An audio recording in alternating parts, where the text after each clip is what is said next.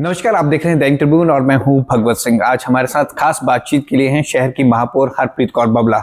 इनसे जानेंगे पिछले एक साल में, अगर हम कहें मेयर का कार्यकाल एक साल का होता है, एक साल में इन्होंने बहुत कुछ काम किया है शहर के लिए खास तौर पर, और काफी चुनौतीपूर्ण भी रहा है ये साल।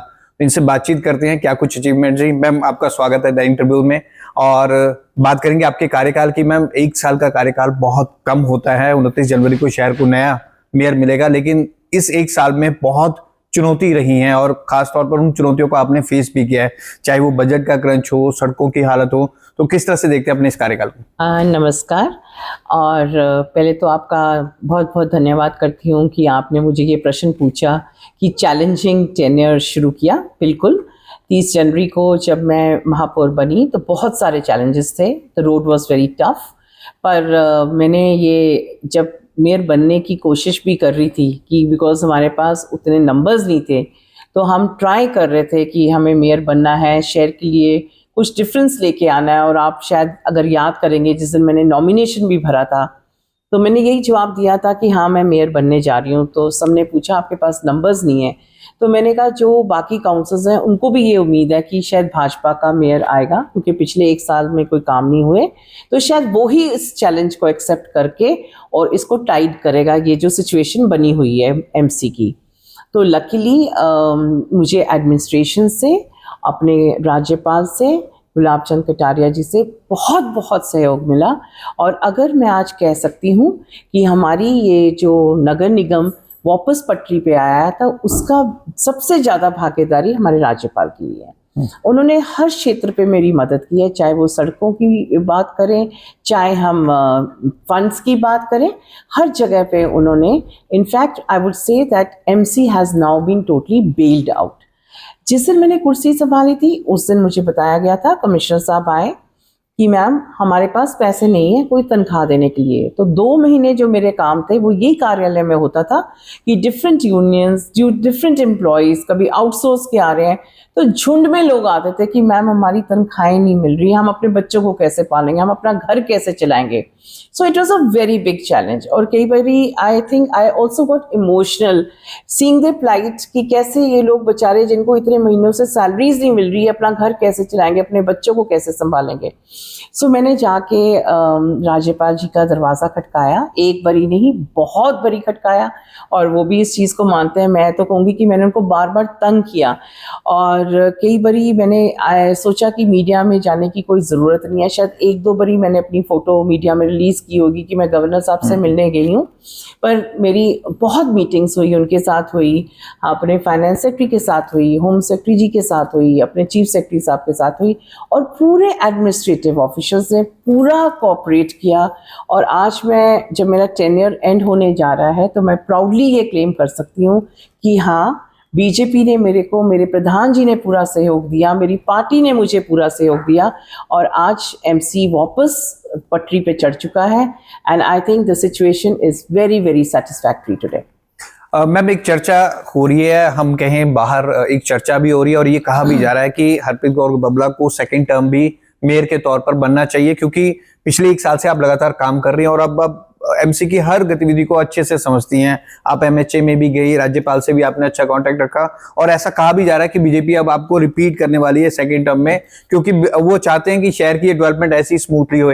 अगर नया मेयर आएगा तो वो 6 महीने फिर समझने में टाइम वेस्ट हो जाएगा। नहीं, ऐसा कुछ नहीं है। मैं बिल्कुल भी आपको आपके चैनल के द्वारा बताना चाहती हूँ कि मैं बिल्कुल कोई कैंडिडेट नहीं हूँ, और जो हमारे जनरल वार्ड में से जो भी खड़ा होना चाहता है जनरल कैटेगरी में से, तो उनका पूरा हक है खड़ा होने का। एंड इस बारी मैंने 1 साल मुझे पार्टी ने दिया, और मैंने अपनी जो भी रिस्पॉन्सिबिलिटी थी उसको बेखूब निभाया। पर मैं ये कहना चाहती हूँ कि मैं किसी भी तरफ से, किसी भी एंगल से इस बार का महापौर कैंडिडेट नहीं हूँ। एंड अगर लोगों का इतना प्यार मिला मुझे, और मेरी पार्टी की तरफ से मुझे इतना सहयोग और प्यार मिला, उसके लिए मैं बहुत बहुत पार्टी का और लोगों का, चंडीगढ़ के निवासियों का बहुत बहुत धन्यवाद करती हूँ। और अगर आज मुझे पब्लिक पार्टिसिपेशन ना मेरे साथ होती, चंडीगढ़ के लोग मेरे साथ ना सहयोग करते, तो जिस जगह पे आज हम पहुंचे हैं शहर को लेके, आपने देखा कि मुझे मौका मिला ब्रिक्स में जाके, मुझे वुमेन एम्पावरमेंट का अवार्ड मिला, मैंने वहाँ पर इंटरनेशनल मीडिया को एड्रेस किया, जो कि मुझे लगता है कि ये मेरे शहर के लिए एक बहुत बड़ी अचीवमेंट है जिसको मैं हमेशा याद रखूंगी कि मुझे इतना वहाँ पे जाके रिस्पेक्ट मिली, बिकॉज अब इंडिया और मॉस्को के रिलेशंस इतने अच्छे थे। तो इसके लिए मैं बहुत बहुत धन्यवाद करना चाहती हूँ अपनी पार्टी का और अपने चंडीगढ़ शहर के लोगों का। धन्यवाद। मैम, इस बार हम बात करें सड़कों की हालत को लेकर, बहुत क्रिटिसाइज किया गया है और खासतौर पर फंड की जो हमें क्रंच देखने को मिला था उसको लेकर आप एमएचए भी गई। आप इस बात को किस तरह से देखते थे? और विपक्ष की खासतौर पर मैं बात करूं, वो हर बात पर आपको क्रिटिसाइज करता था, इवन की मीडिया की भी हेडलाइंस रही हैं इस बार शहर की सड़कें। तो आपने उस सब चीजों को कैसे हैंडल किया और एडमिनिस्ट्रेशन को जो V3 रोड्स देने का फैसला था वो कैसे किया था आपने, क्यों करना पड़ा ये फिर? देखिए जी, मैं जब भी सुबह उठती थी, अखबार पढ़ती थी, सड़कों की बात होती थी, मैं किसी सोशल गैदरिंग में जाती थी, पॉलिटिकल गैदरिंग में जाती थी, मैम शहर की सड़कों का बुरा हाल है, ये चंडीगढ़ लग ही नहीं रहा, ये खूबसूरत शहर रहा ही नहीं। सो जहाँ भी जाती थी सिर्फ एक टॉपिक मुझे दिख रहा था। तो एक दिन मैंने राज्यपाल जी से कहा, सर हमारे शहर की सड़कें का बुरा हाल हो गया सर, मैं जहाँ जा रही हूँ मुझे एक ही चीज़ में क्रिटिसिज्म हो रहा है कि आप महापौर हैं, आप क्यों नहीं कुछ कर सकती, आप सड़कों के बारे में क्यों नहीं सोच रही। तो मैंने फिर एक बोल्ड स्टेप लिया। मैंने कहा देखो, जो हमारा शहर का निवासी है उसको ये नहीं पता कि वो ये जो सड़क है V3 है ये कौन मेंटेन कर रहा है, ये MC मेंटेन कर रहा है कि एडमिनिस्ट्रेशन मेंटेन कर रहा है। तो इसमें जो है इनफैक्ट आई वुड से कि जो रेजिडेंट है उसको तो यही चाहिए कि सड़क अच्छी होनी चाहिए, ही इज़ नॉट बॉदर्ड ही और शी कि किसने इसको मेंटेन करना है। तो मैंने ये चैलेंज किए लिया, मैंने कहा नहीं, मैं इस पर ही सर एजेंडा लेके आऊँगी। और मुझे पहले ही एजेंडा लाने से पहले पता चल गया था, जिस दिन हाउस मीटिंग होनी थी, कि आपको पूरी तरह अपोज किया जाएगा। तो मैंने कहा कोई बात नहीं, अपोज करने दो, इसका मतलब वो विकास नहीं चाहते। और वही हुआ जिस दिन हाउस मीटिंग हुई, जब V3 सड़कों का नाम लिया तो ऑपोजिशन भड़क उठी और उन्होंने वैसे पूरे शहर में शोर मचाया हुआ था कि सड़कें नहीं बन रही, महापौर कुछ नहीं कर रही, और सबसे मेन जो म्यूनिसिपल कॉर्पोरेशन की रिस्पॉन्सिबिलिटी थी वो सड़कें नहीं बना रहे। तो पहले तो मैंने उनको पूछा क्या पिछले साल आपका महापौर था, उन्होंने कुछ किया, वो फंड्स लेके आए, उन्होंने सड़कों पे कोई काम किया? उनके पास कोई जवाब नहीं था। जिस दिन मेरी मीटिंग हुई, ये लोगों ने, ऑपोजिशन वालों ने खड़े होके वहाँ पे शोर मचाया, मुझे एजेंडा पास नहीं करने दिया। फिर फाइनली इससे पहले ही मैंने इनको बोला कि आप विकास नहीं चाहते, अगर आप विकास नहीं चाहते तो आप बाहर जा सकते हैं, मैंने तो सड़कें हर हालत में बनानी ही हैं। तो opposition almost walked out of this and I had the majority left to pass this agenda. तो मैंने V3 एक चैलेंज लिया और उसको V3 रोड्स को पास करवाया, और विद इन अ मंथ हमने उसको एंटिसिपेशन में एजेंडा को पास किया था। और इमीडिएटली, बिकॉज हमारे पास टाइम बहुत कम था, सर्दियां आने वाली थी, बरसात आने वाली थी, तो हमने छोटा सा जो 2-3 महीने का हमें पॉकेट मिली थी उसमें हमने सड़कों का काम शुरू कर दिया। मैम, एक चर्चा है कि मेयर का कार्यकाल 2.5 साल का होना चाहिए या 5 साल का होना चाहिए, 1 साल का तो बहुत शॉर्ट हो जाता है, ये आपने खुद भी महसूस किया होना। आप खुद उस चेयर पे बैठे हो, आप किस तरह से देखते हो कितना होना चाहिए और कार्यकाल, और इसको जल्द लागू किया जाना चाहिए आज के समय के अकॉर्डिंग? मैं समझती हूँ कि 1 साल तो आई वुड से कि बहुत कम है, तो 2.5 साल is I think good enough, because 2.5 साल तक तुम्हारे पास उतनी एनर्जी होती है, तुम्हारी जो विजन होती है, I think it's good enough period where you can achieve what you want to. So I would prefer कि अगर होता है तो 5 साल भी ठीक है, पर 2.5 साल I think would be much better, because अगर कोई हमारा मेयर आता है जो एफिशिएंट है, so the city people are going to tolerate for 2.5 years। पर अगर किसी ने आके कुर्सी पे बैठ के काम नहीं करना तो 5 साल बहुत लंबा हो जाएगा, शहर बहुत पिछड़ जाएगा। तो मुझे लगता है 2.5 साल is good enough. Ma'am, dumping ground की बात आ रही है और ये भी कहा जा रहा है कि अब आप जल्द ही वो खुशखबरी देने वाले हैं कि 21 जनवरी को आप गवर्नर साहब वहां पर जाएंगे और वो कूड़े का पहाड़ खत्म होगा।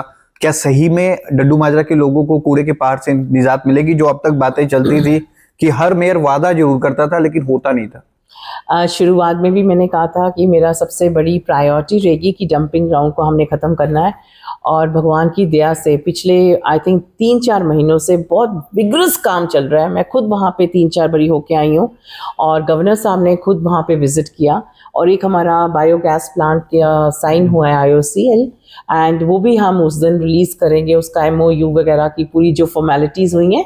तो 21 तारीख को 21 तारीख को हम गवर्नर साहब को बुला रहे हैं और वहाँ पे एक बहुत बड़ा फंक्शन करेंगे, और डड्डू माजरे का जो पहाड़ है वो ख़त्म हो जाएगा, और वो जो एरिया है हम अपने जो एक हमेशा आइसोर रहा था आई थिंक, और उसकी वजह से हमारी पोजीशन भी हमेशा फर्स्ट सेकंड पे, हम कभी फर्स्ट पे नहीं पहुंच पाते, पिछली बारी भी हम सेकंड पर आए। तो I am sure that eyesore is going to look beautiful, because वहाँ पे प्लांट्स हम लगाने शुरू कर रहे हैं और उसको बढ़िया तरीके से डेवलप करेंगे। और आई थिंक जो एक पिछले कई सालों से चंडीगढ़ के शहर के लोग और वहाँ पे जो लोग रहते हैं उनको कितनी मुश्किलों का सामना करना पड़ा था, वो ख़त्म होने जा रहा है। मैम, मेयर्स की पावर्स बढ़नी चाहिए, क्योंकि ऐसा कहा जाता है कि एमसी में सारी पावर्स ऑफिसर्स के पास है। पावर्स भी बढ़नी चाहिए, मेयर्स को कई कड़े फैसले लेने पड़ते हैं, उनको इम्प्लीमेंट करवाना पड़ता है, क्योंकि मेयर जनता के बीच जाता है, ऑफिसर्स एक रूम के अंदर बैठे रहते हैं। तो आपको लगता है कि ये पावर्स बढ़नी चाहिए? हाँ, बढ़नी तो चाहिए, पर फॉर्चुनेटली कमिश्नर साहब और जो यहाँ के ऑफिशियल्स थे म्यूनसिपल कॉरपोरेशन के, मुझे कभी भी उनको दोबारा कहने की ज़रूरत नहीं पड़ी। अगर मैंने एक बारी कहा कि ये मेरा काम होना चाहिए तो वो काम हुआ। So for that also I am very very thankful to all the officials and commissioner साहब अमित कुमार जी, कि हमने बैठ के इतने अच्छे तालमेल से काम किया। कुछ चीज़ें उनकी समझने की कोशिश की, कुछ उन्होंने मेरी चीज़ें समझने की कोशिश की। सो हमने बड़ा अच्छी तक, coordination was perfectly fine. But definitely some executive powers I think mayor को और मिलनी चाहिए। एंड अदरवाइज हमारी जो गाड़ी चली थी वो बड़ी स्मूथली चली थी, मुझे इसमें कोई प्रॉब्लम नहीं आई। और जाते जाते मैम कोई गिला रह गया हो कि ये काम मैंने करना था अपने टेन्योर में, लेकिन वक्त रहते मैं कर नहीं पाई, और ये भी अगर मेरे टेन्योर में हो जाता तो बेस्ट हो जाता? मुझे नहीं लगता, मुझे सबसे बड़ा यही है कि डंपिंग ग्राउंड का जो है वो क्लियरेंस हो जाए, बिकॉज ये मैंने प्रॉमिस किया था लोगों को, 3 प्रॉमिसेस किए थे। I think most of them have been fulfilled. एक तो मैंने बोला था कि मैं फंड्स लेके आऊंगी, दूसरा मैंने बोला था सड़कें बनेंगी, 2 हो चुके हैं और तीसरा होने जा रहा है। So I am very very thankful to God and people of Chandigarh कि उन्होंने मेरे साथ पूरा कोऑर्डिनेट किया, सहयोग दिया। एंड मेरा 1 साल का जो करियर था और टेन्योर था, I think it was a beautiful journey for me. Thank you ma'am, thank you so much. तो ये थे मेयर हरप्रीत कौर बाबला, जिनसे हमने हर सवाल का जवाब लिया। और 1 साल के कार्यकाल की अगर बात करें, बहुत शॉर्ट टाइम होता है ये, और उन्होंने बोला है कि ये कार्यकाल बढ़ना भी चाहिए, और शहर की डेवलपमेंट को लेकर जो उन्होंने सोचा था उसे इम्प्लीमेंट करने की पूरी कोशिश की है। 9 ट्रिब्यून के लिए भगवत सिंह की रिपोर्ट।